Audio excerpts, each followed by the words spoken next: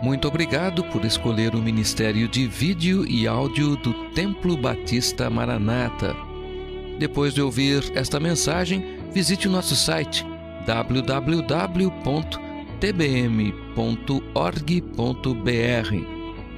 A nossa igreja oferece discipulado cristão, instituto bíblico e muitas oportunidades para o seu crescimento espiritual.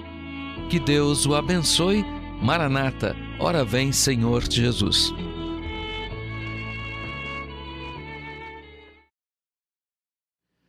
Eu coloquei como tema dessa mensagem 3 chaves para o progresso espiritual. Por quê? Porque o desejo de Deus para nós é progresso, irmãos. Deus não deseja que nós estacionemos na nossa vida espiritual. Se Deus pudesse dizer assim para nós, vai pegar a enxada e vai trabalhar, meu filho, eu acho que Ele fazia. Certo? Se Deus dissesse assim, meu filho, deixa dessa coisa de crise na meia-idade e se lança o que tem que fazer, eu acho que Ele falaria. Ele fala de certa forma essas coisas na sua palavra, não talvez nesses termos, mas em outros termos que, se nós bem entendermos, nós vamos entender o que Deus quer de nós. Deus quer progresso. Deus quer que andemos para frente. Deus não quer que estacionemos. Mas se estamos estacionados, é preciso olhar para a palavra de Deus e entender o que Deus quer que nós façamos. Isso é importante. Olhar para a palavra de Deus e entender quais são os conceitos que a Bíblia quer que usemos na nossa vida. E quais são as questões que a Bíblia quer que nós entendamos. Às vezes nós estamos ali parados, sem perspectiva. Estamos dizendo, pastor, eu estou desanimado. Ok. Desanimar é nosso trabalho. Animar-nos é trabalho de Deus. Graças a Ele por isso. É Ele que nos dá força. É Ele que nos dá ânimo, é Ele que nos dá energia, é Ele, é o nosso Deus. Desanimar é o nosso papel, somos humanos e falhos, mas o nosso Deus nos dá todas as questões necessárias para que andemos realmente de forma animada e disposta na obra dEle. Eu quero falar 3 coisas para os irmãos, apenas 3 versos da palavra de Deus. O primeiro deles é Romanos capítulo 6, verso 13. O que nós podemos aprender desse versículo para o nosso progresso espiritual? O que nós podemos aprender desse verso para realmente fortalecer a nossa vida e andarmos num crescimento constante nas coisas de Deus, no conhecimento de Deus e na obra de Deus? Aqui Paulo fala algumas coisas muito importantes, nós precisamos entender o que essas coisas significam. Primeiro ele diz, nem tampouco apresenteis. O que significa a palavra apresentar? É exatamente isso, pôr à disposição, permitir usar. Então quando você apresenta algo, você está colocando à disposição, está permitindo que aquilo que está sendo apresentado seja usado. Por isso que ele diz, nem tampouco apresenteis. Quando ele fala de membros, ele fala de todos os meios pelos quais nós nos expressamos. Por exemplo, a nossa mente, o nosso intelecto, é um meio, é um membro. O nosso coração, que nós colocamos, não é hipoteticamente, como a sede das nossas emoções, do nosso sentimento. E todos os membros do nosso corpo, as mãos, os pés, a nossa língua, os nossos ouvidos, os nossos olhos. Tudo isso entra nessa questão de membros. E ele também diz de instrumento. A palavra instrumento ali é o mesmo sentido de uma arma, que pode ou não ser usada, e pode até ser mal usada. Então, esses são as expressões que Paulo usa. São questões que ele coloca muito claramente ali. Agora, essas expressões nos levam a 2 atitudes, que são descritas nesses versos. Olha só. Nem tampouco apresenteis os vossos membros ao pecado por instrumentos de iniquidade. Ou seja, não permitam que o pecado use os membros do seu corpo como uma arma para a iniquidade. O progresso espiritual, ele tem muito a ver com isso. Muito mesmo. O crescimento espiritual dos crentes tem muito a ver com como que nós estamos usando os membros do nosso corpo, as nossas faculdades todas. As nossas emoções, os nossos pensamentos, a nossa mente, o nosso coração, de que forma que a gente está usando tudo isso que Deus nos deu. Por vezes o crente está estacionado, não está crescendo espiritualmente, porque ele está usando os seus membros de forma errada. É isso que Paulo está dizendo. Se nós usarmos os membros de forma errada, nós estamos os usando para a iniquidade. Então ele diz, não apresentem. E agora, de forma prática, como isso dá? Todas as vezes que você usa a sua mente, a sua capacidade intelectual, todos nós temos capacidade intelectual de pensamento, de maquinar as coisas, de planejar as coisas. Todas as vezes que a sua mente é usada para pensar o mal, planejar o mal, isso acontece, gente? Acontece. Todas as vezes que você permite que o pecado use a sua mente para planejar algo que venha prejudicar uma pessoa, você está usando algo que Deus te deu para o mal, para a iniquidade. Todas as vezes que você usa essa capacidade intelectual, essa inteligência que Deus tem dado para bolar alguma coisa, maquinar alguma coisa que vai prejudicar alguém ou até a obra de Deus, isso é pecado. Paulo está dizendo então que nós não devemos apresentar nossa mente a ser usada por qualquer questão pecaminosa. Agora olha para o coração. Todas as vezes que você permite que o coração, a sede das emoções, estamos usando, como um exemplo. Todas as vezes que você permite que o seu coração guarde amargura, rancor ou ódio, você está usando os seus membros para a iniquidade. Todas as vezes que você permite que o seu coração seja inundado por aquilo que Deus reprova, por aquilo que Deus está dizendo que não deve estar lá, você está usando o seu coração, as suas emoções, como um instrumento, como uma arma de iniquidade. E olha bem como isso é sério.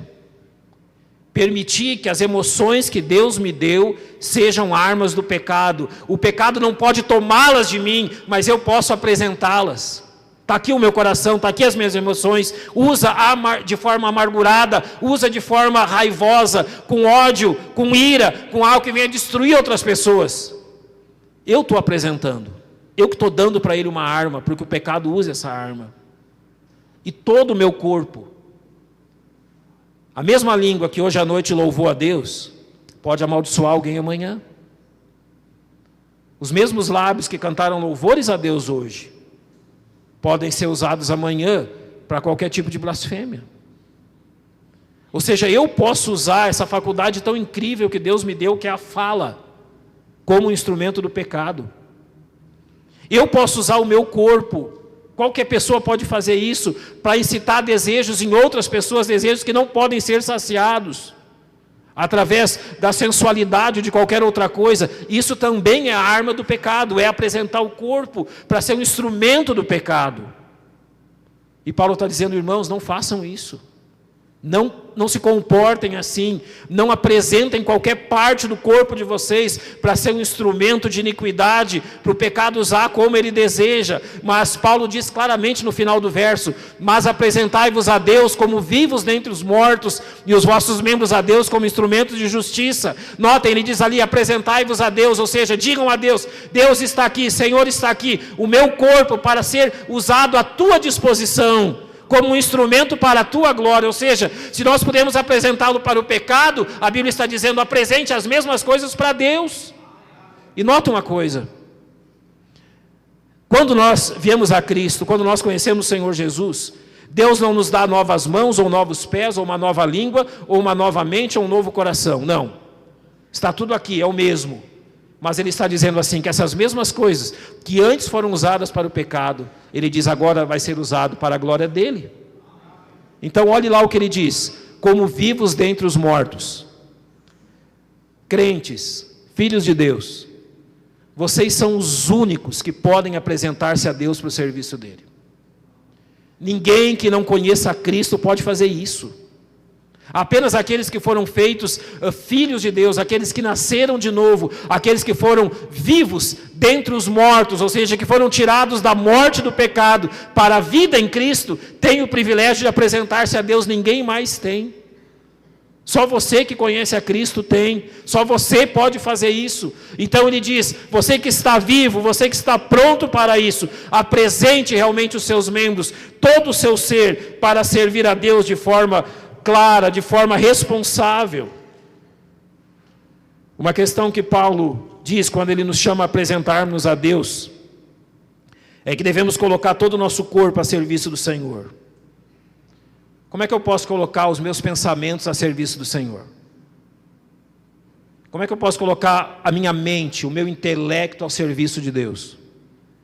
Notem que tem tanta coisa na igreja que precisa ser planejada, não tem? Você que é professor da escola dominical, você usa o seu intelecto para quê? Ao serviço do Senhor.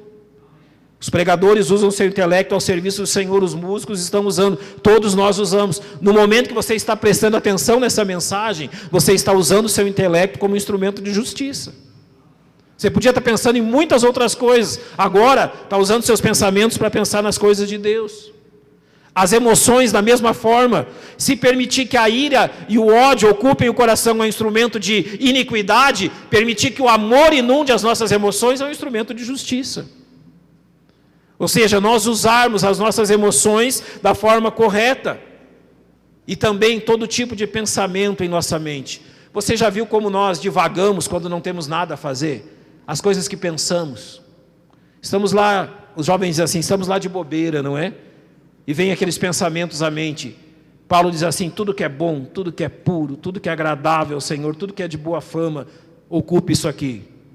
Isso é usar os meus pensamentos para a glória de Deus. Eu quero completar esse versículo dizendo o seguinte. Às vezes nós pensamos que a igreja, ela funciona como, ou ela tem o aspecto de um hospital. Não é assim. A gente pensa assim, olha, eu vou lá para ser curado espiritualmente disso, ou para receber fortalecimento disso ou daquilo. Nesse verso ele diz assim, apresenteis. Essa palavra apresenteis é uma palavra militar. A imagem desse verso não é de um hospital. Você já imaginou de que é? É de um quartel militar. E nesse quartel há um comandante. Esse apresenteis quer dizer que você se apresenta ao comandante. E você vai apresentar a ele algo. O comandante é Cristo. E você está ali para apresentar o quê? A si mesmo, como um instrumento de justiça. Ao serviço do Senhor. Eu quero completar dizendo que muitas vezes, eu não estou dizendo que isso é errado, mas que a gente pode melhorar muito isso no nosso ser. Se pede que os irmãos venham à frente, que os crentes venham à frente, consagrar sua vida a Deus, e nós viemos. Às vezes a gente vem meio sem, Senhor, o que tu queres tu usa. Ok. Mas gente, a gente sabe muito bem o que a gente tem para Deus usar. Nosso tempo, nossa energia, os nossos recursos. Senhor, aquelas 2 horas que eu estou gastando com isso ou aquilo, eu quero dedicar ao Senhor, fazer visita, evangelismo. Senhor, aqueles recursos que eu tenho usado para o meu próprio prazer, para as minhas próprias coisas, eu quero usar para o Senhor, para missões, para aquilo que o Senhor quer. Senhor, aquela minha capacidade, ou musical, ou de alguma coisa que eu tenho usado, ou tenho desperdiçado, eu quero usar para Ti. Ou seja, quando você se consagra a Deus, quando você se apresenta a Deus, tenha consciência do que você está apresentando. Clareza. Você sabe muito bem na sua vida o que Deus quer e o que Ele quer que você apresente. Então apresente de forma clara. Não apresente de forma sem especificar o que é. Mas diga, Senhor, está aqui para ser usado para a justiça e para a Tua glória. Progresso espiritual se consegue como? Apresentando-se a Deus para o seu serviço. Você diz, pastor, eu estou desanimado. Pastor, eu não estou progredindo espiritualmente. Sabe por quê? Porque você não apresenta aquilo que tem para ser usado pelo Senhor. No momento os discípulos diziam que não tinham nada para servir uma multidão. E um deles disse, olha, tem um menininho ali com 5 pães e 2 peixes. Sabe por que aquilo serviu para a multidão? Porque ele levou a Cristo. Aquilo que você tem da mesma forma. Se você levar a Cristo, serve. Se você levar a Cristo, é útil, mas você precisa apresentar. Se o menino tivesse deixado 5 pães e os 2 peixes dentro da bolsa, nós não teríamos a descrição dessa história. Ele não fez isso, ele apresentou. Quer progresso espiritual, quer crescer espiritualmente, então apresenta as suas armas a Cristo, para que Ele as use. Em segundo lugar, 1 João capítulo 4, verso 18. Há mais uma questão para nós observarmos.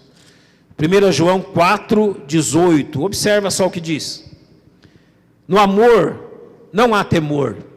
Antes o perfeito amor lança fora o temor, porque o temor tem consigo a pena, e o que teme não é perfeito em amor. Agora nós olhamos aqui para a questão do amor e do temor. Eu quero progresso espiritual, quero crescer em Cristo. Então esse verso está nos dizendo, você tem que lançar fora o temor e permitir que o amor ocupe a sua vida. São duas coisas auto-excludentes. Aonde há temor, não há amor. Aonde há amor, não há temor. Uma das razões também pelas quais os crentes estão talvez desanimados e não estão crescendo espiritualmente, é que na sua vida há muito mais temor do que amor. Aqui nós envolvemos as coisas do coração. Há muito mais temor ocupando a sua mente do que o amor de Deus ocupando o seu coração. E nós podemos entender isso da seguinte forma que eu vou tentar demonstrar aos irmãos. Temor e amor. Qual a diferença entre esses dois fatos? Enquanto eu falo a diferença entre eles, eu gostaria que você pensasse muito bem em si mesmo. Temor. Primeira característica. O temor sempre é autoprotetor. Eu estou me autoprotegendo. Quando eu temo, eu sempre estou de todas as formas protegendo a mim mesmo. Eu não quero que ninguém me toque, eu não quero que ninguém me fira, eu não quero colocar-me sobre risco nenhum. Agora o amor. O amor, ao invés de autoproteger-se, ele dá a si mesmo. Ele se entrega. Você teme ou ama? Você está se autoprotegendo ou dando de si mesmo para o bem dos outros? Em segundo lugar, o temor evita as pessoas. O temor evita aqueles que possam se aproximar de mim. Mas sabe o que o amor faz? O amor, ele vai em direção às pessoas. O temor diz não, fique onde você está, não chegue perto. O amor não, o amor vai ao encontro. O amor vai em direção. O amor está disposto a estar com as pessoas. O pensamento do temor é: o que aquela pessoa fará contra mim? Eu olho para outra pessoa, eu olho para aquele que está diante de mim e eu penso: o que ela será capaz de fazer contra mim? De que forma ela será capaz de me ferir? De que forma ela será capaz realmente de fazer algum mal por mim? Contra mim. Mas sabe que o amor pensa? Se o temor pensa o que ele pode fazer contra mim, o amor pensa o que eu posso fazer em favor dele. Notem a diferença? Eu não me preocupo mais o que ele fará contra mim, mas a real preocupação minha é o que eu posso fazer em favor dele. A diferença entre temor e amor. O temor concentra-se no amanhã, não assumindo as responsabilidades de hoje. Ele teme, e ele teme o amanhã. Agora o amor concentra-se no hoje. Ele está tão ocupado com hoje que não tem tempo de preocupar-se com o amanhã. O temor está tão preocupado com o que pode vir amanhã, enquanto o amor está tão ocupado com as coisas de hoje. Acima de tudo, o amor é realista. O temor acrescenta mais temor, mas o amor leva a mais amor. O temor é o resultado do que os outros podem me fazer, mas o amor é o resultado do que eu posso fazer pelos outros. Sabe por que talvez você não está crescendo espiritualmente e você está desanimado na igreja? Porque você se tornou uma ilha. E nessa ilha ninguém pode ancorar. Você afastou todas as pessoas de você. Você tem medo de qualquer pessoa que chegue perto de você. E todas as vezes que você olha para alguém, você está preocupado em que forma aquela pessoa vai prejudicar a sua vida. Isso é temor. O verso está nos dizendo que no amor não há temor. Deus não nos criou para sermos ilhas isoladas de todos os outros. Igreja é organismo, é uma só vida. Temor separa as pessoas, amor as une. E ninguém cresce espiritualmente enquanto se isola de todos. Ninguém cresce espiritualmente enquanto se faz uma ilha separado de todos e contra todos e fora de todos e realmente separado completamente e temeroso que alguém venha aproximar-se. Não. Sabe qual é uma das melhores definições de crente? Sabe qual é?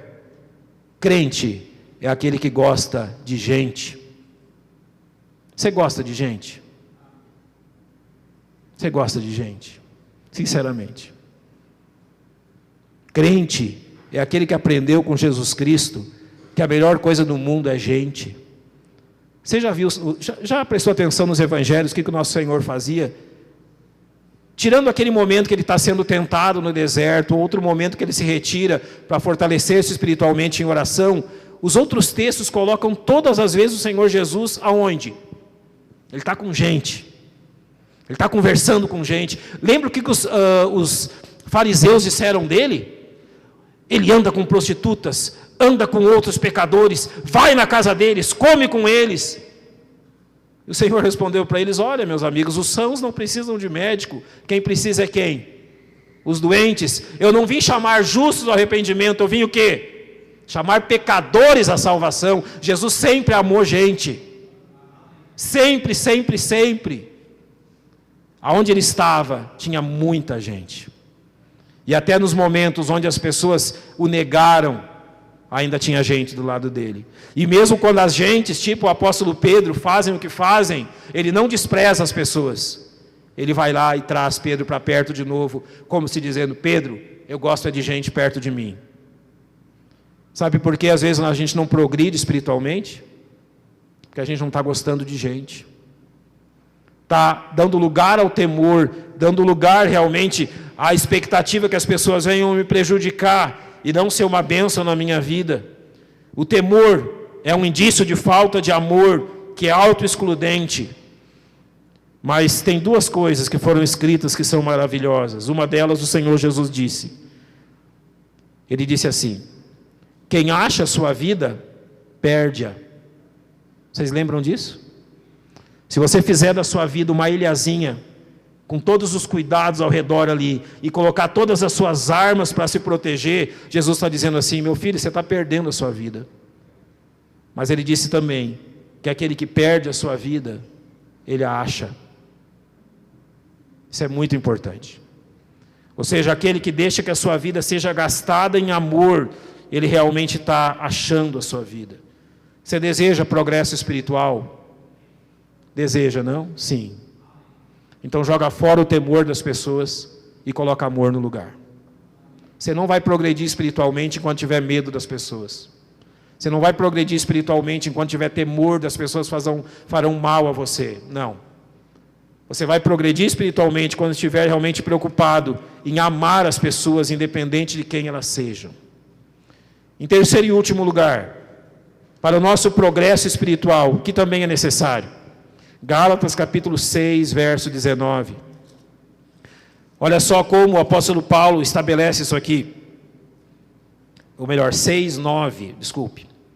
Diz assim: e não nos cansemos de fazer o bem, porque a seu tempo ceifaremos se não houvermos desfalecido. Então aqui, na questão do nosso progresso espiritual e do nosso ânimo na obra de Deus, nós encontramos uma imagem muito clara. Não nos cansemos de fazer bem. Às vezes você encontra o Filho de Deus cabisbaixo, desanimado, se arrastando, parece que está tudo paralisado, parece que nada se mexe, parece que o desânimo se instalou ali de forma definitiva, mas a Bíblia está dizendo que o nome disso é que a pessoa cansou de fazer o bem. Interessante isso. A Bíblia olha para nós desanimados, sem progresso, e diz: olha, meu filho, o seu problema não é o desânimo, o seu problema é que você cansou de fazer o que é bom. Olha que interessante. Nós cansamos de fazer o que é certo.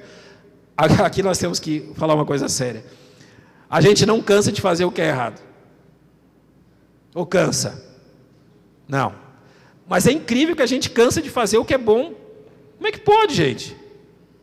Como é que a gente pode não cansar de fazer o que é mal e pecaminoso? Eu nunca vi um pecador se cansar de pecado. Não.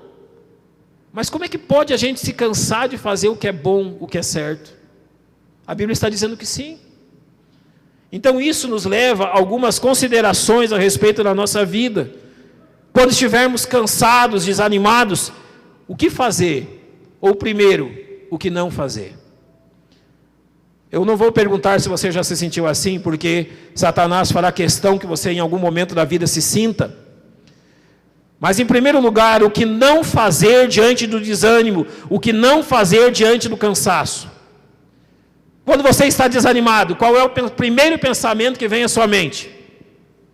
Pensa bem. Qual é? Vamos dizer assim, nós temos que correr uma maratona. No meu caso seria ali pelo 3º quilômetro, mas lá no caso do Délio, lá pelo 39º, né, Délio, que você ia cansar. Quando bateu o cansaço, aquela desmotivação, qual é o primeiro pensamento? Desistir. Então, a primeira coisa diante disso, nunca desista. Não desista. Você está desanimado? Você está cansado? Não desista. Nosso papel não é desistir, é permanecer firmes. Resista ao desejo de desistir e abandonar tudo, esse não é o caminho. Jamais. Em segundo lugar, nunca se conforme com o seu desânimo. Jamais. Nunca esteja conformado se você está cansado e desanimado. Jamais diga assim, olha, a coisa é assim mesmo, a vida é assim mesmo, a igreja é assim. Não tem nada disso mesmo, gente. Simplesmente parar e se conformar com o estado onde eu não estou progredindo espiritualmente não é o melhor. E em terceiro lugar, jamais busque estimulantes artificiais. Aqui entra uma questão importante. Jamais busque aquilo que não vem do Espírito Santo de Deus.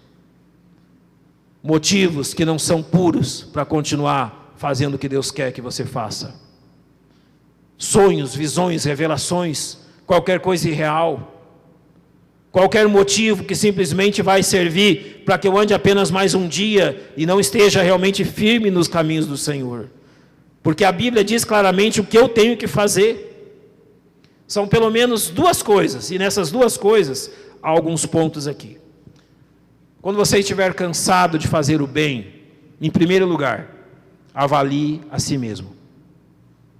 Pastor, eu cansei de ser diácono, cansei de ser porteiro, cansei de ser professor da escola dominical, cansei de fazer isso, cansei daquilo.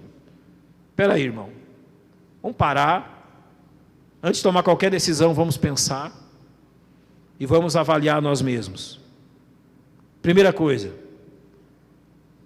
muitas vezes o nosso cansaço, o nosso desânimo não são por consequências físicas, não tem nada espiritual no meio, não tem nada a ver com a igreja, não tem nada a ver com Deus, eu simplesmente estou desgastado fisicamente. Acontece?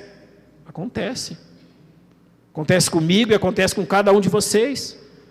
Se você chega na igreja cansado ou desanimado, não coloque a culpa nem na igreja nem em Deus, irmãos, às vezes é simplesmente questão física. Semana foi difícil, foi pesada. A gente chega na quarta-feira caindo de sono. Acontece, quem está aqui na frente vê. Não tem problema não acha ruim de forma alguma não. Sabe que você veio direto do serviço, prestou atenção até onde deu, amém por isso. Ok, a gente compreende. Às vezes é cansaço físico.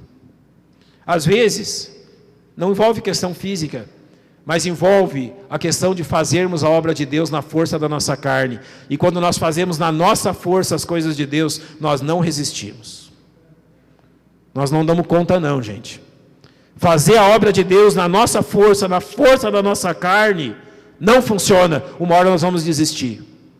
A obra de Deus é para ser feita no poder do Espírito Santo, no poder que Deus concede, e não na pequena força que eu tenho. E finalmente, eu tenho que avaliar qual é a minha real motivação. Às vezes você está dizendo assim, pastor, eu vou desistir, pastor. Eu tenho esse ministério na igreja há 5, 10, 15 anos, mas eu estou dizendo para o senhor, estou largando. Às vezes é justo, às vezes você vê, a pessoa realmente precisa, porque é justo. Há casos de plena justiça. São questões de saúde, são outras questões. Você vê, aquela pessoa precisa realmente de um tempo. Mas agora, irmãos, na maioria dos casos, é porque a pessoa fazia a obra na motivação errada. Meu irmão, a gente pode usar N exemplos aí sem ofender ninguém. Se você canta no coral para mostrar que bela é a sua voz, a motivação é errada. Uma hora você vai cansar. Se você não canta no coral para glorificar a Deus com a sua voz, uma hora você vai desistir. Ou fazer outros desistirem. Qualquer um que pregue ou traga a palavra de Deus aqui, se ele vem aqui para mostrar a sua capacidade intelectual, sua inteligência, sua dicção, sua oratória, peraí, não é nada disso não. Isso é motivo errado. Qualquer professor de escola dominical que dê aula, que realmente demonstre as coisas de Deus aos seus alunos, simplesmente para demonstrar como ele sabe, não é o motivo certo não. A gente vai desistir. Porque não é o motivo correto de servir a Deus. Não é a motivação certa. Nós temos que avaliar isso. Mas também nós temos que compreender algumas coisas. Primeira delas, e olha, preste atenção nisso. Gente, na vida a gente não tem fases? Tem, não tem? Eu falei da meia-idade. Alguns dizem que a vida ela tem 8 fases, desde a concepção até já a velhice adiantada. Eu não vou dizer que a partir dos 65 anos, mas tem alguns que já estão nessa fase, outros estão chegando. A primeira parte da vida adulta termina nos 40, dos 40 aos 65 é a outra parte da vida adulta, mais madura. Assim a gente é. E você já prestou atenção que na vida espiritual é assim também? A gente tem fases? Já prestou atenção nisso? Às vezes a gente quer desistir porque não está entendendo que está passando de fase. Está amadurecendo, ou está deixando de amadurecer. Em segundo lugar, para que você não desista, compreenda que aquilo que você está fazendo, a Bíblia lhe chama de fazer bem. Você não está fazendo algo para a sua glória, você está fazendo algo que beneficia outros. E aqui eu quero lembrar uma coisa. Irmão, como é que foi que você entrou na vida cristã? Você lembra? Talvez você estava muito bem na sua casa e alguém deixou o conforto da casa dele para ir lá na sua casa dizer que Cristo te ama. Ele fez o bem para você. Talvez você estava passando na rua e algum dos homens dessa igreja lhe entregou um convite para uma conferência e você veio aqui e conheceu o Senhor Jesus. Ele fez bem para você? Fez. Você pode estar em qualquer lugar, talvez tenha visto no outdoor ou no rádio alguma propaganda, sabe que aquilo ali custou dinheiro e que algum irmão desta igreja trabalhou e pagou aquilo para que você ouvisse e para que você soubesse que aqui haveria um culto. Você veio aqui e ouviu do Evangelho e conheceu Cristo. Quantas pessoas fizeram o bem para que você estivesse aqui hoje à noite? Nunca se esqueça disso. Muitos trabalharam e fizeram o bem, mas tem uma pessoa especial, e essa pessoa é o Senhor Jesus Cristo. Para que você estivesse aqui nessa noite, Ele desceu da sua glória, veio a esse mundo, viveu aqui como um ser humano, provou as nossas dores, foi crucificado e morreu. Verteu o seu sangue, para que hoje você provasse bem. Não se canse de fazer o bem. Se Jesus tivesse se cansado de fazer o bem, você não estaria aqui. E por último, lembre-se do seu alvo eterno. Pastor, eu não estou crescendo espiritualmente, eu estou desanimado ou cansado. Irmão, lembra que a finalidade não é isto aqui. Todos nós, filhos de Deus, estamos caminhando para nos encontrar de pé diante do nosso Senhor Jesus Cristo.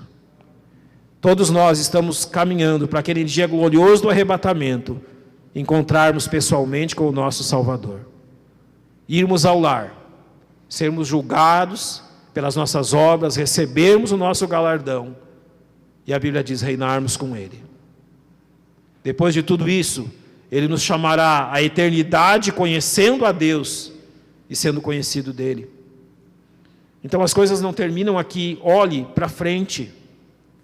Está desanimado, não está progredindo, olhe para frente, olhe para o alvo, olhe para onde Deus está nos conduzindo. Pastor, não está valendo mais a pena. Meu irmão, se ir para o céu não vale a pena, eu não sei mais o que vale a pena. Se realmente trabalhar enquanto o Senhor está me esperando no lar celestial não vale a pena, então nada mais nesse mundo vale a pena. Nada mais nesse mundo é justificável. Pessoas que estão caminhando para encontrar o Senhor Jesus Cristo nos ares, elas não podem estar desanimadas. Elas não podem parar de progredir espiritualmente. 1 Coríntios capítulo 15, verso 58, ele diz: meus amados irmãos, sede firmes e constantes, sempre o quê? Abundantes na obra do Senhor, sabendo que no Senhor o vosso trabalho não é vão. Nada é vão, meu irmão. Progredir na vida espiritual não é vão. Trabalhar para Deus não é vão. Se você chegar cansado à igreja, nós entendemos. Claro que entendemos. Você tem todos os seus trabalhos e afazeres. Mas jamais permite que isso atinja a sua alma. Jamais permita que isso atinja o seu coração. Jamais é vão servir ao nosso Deus, nas mínimas coisas que você puder fazer. Simplesmente se apresente ao Senhor, permita que o amor vença o temor, e jamais, realmente, jamais se canse de fazer o bem. E você vai ver quanto progresso será visto na sua vida, no conhecimento de Cristo e no serviço dele. Vamos fechar os nossos olhos, pedir que o nosso Deus nos abençoe.